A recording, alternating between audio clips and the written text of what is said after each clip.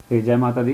चैत्र नवरात्रि जो 2026 का है, उसके पावन अवसर पर श्री माता वैष्णो देवी श्राइन बोर्ड ने श्रद्धालुओं की सुविधा, सुरक्षा और सुगम दर्शन के लिए बहुत सारे व्यापक प्रबंध किए हैं।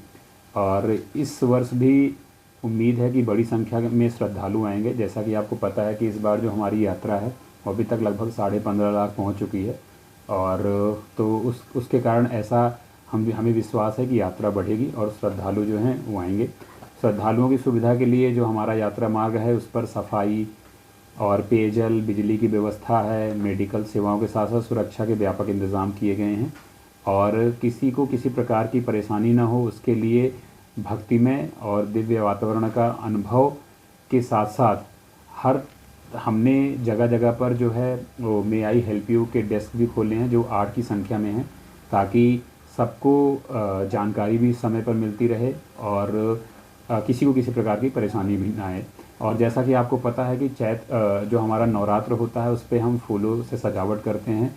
तो इस बार भी पिछले वर्षों की तरह इस बार भी सजावट की गई है और बहुत ही अच्छा वातावरण प्रदान करने की कोशिश की गई है।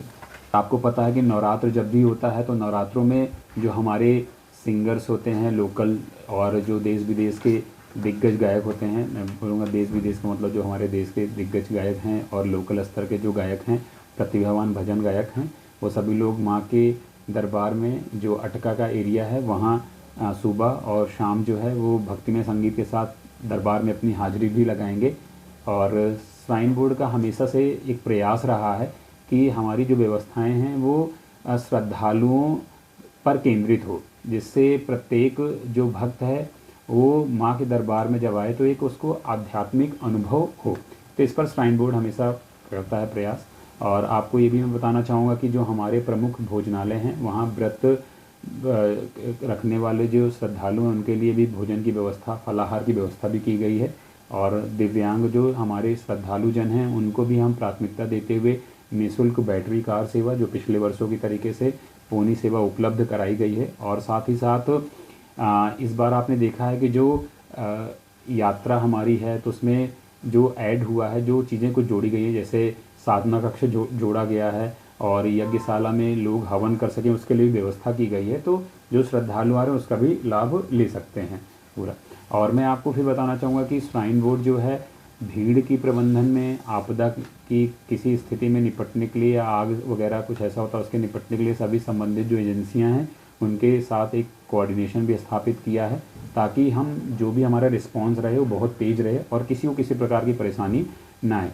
और जो आपको पता है कि नवरात्र है तो नवरात्र में बहुत ही संवेदनशील यहाँ चीज़ें होती हैं, तो उसको देखते हुए सिक्योरिटी के व्यापक इंतज़ाम किए गए हैं। मल्टी लेयर्ड सिक्योरिटी जिसको हम बोलते हैं, जिसमें हमारा CRPF की सिक्योरिटी है, जम्मू कश्मीर पुलिस की सिक्योरिटी है, श्राइन बोर्ड के हैं, बाकी आर्मी की भी जो सिक्योरिटी है, सभी इसमें लगे हुए हैं ताकि किसी को कोई भी जो सुरक्षा संबंधी चूक वो होने ना पाए। ठीक है। और आपको पता है कि जो श्राइन बोर्ड इस भीड़ पर और यात्रा के जो ट्रैक पर लगातार नज़र रखने के लिए इंटीग्रेटेड कमांड कंट्रोल सेंटर है, जो हमारा SGC में है, यहाँ 24 घंटे उस पर उसके माध्यम से निगरानी रखी जा रही है। और बहुत हमारे हाईटेक CCTV कैमरास भी लगे हैं, जिसके कारण से वो चीज़ें जो है हम उसको मॉनिटर कर रहे हैं। और बोर्ड जो है सभी श्रद्धालुओं से अपील भी करता है कि वे जो बोर्ड का प्रशासन है और जिला प्रशासन है उनके द्वारा जो जितने भी जारी निर्देश हैं समय समय पर उनका पालन जरूर करें और इस पावन यात्रा को सुचारू रूप से संपन्न कराने में हमारा सहयोग करें।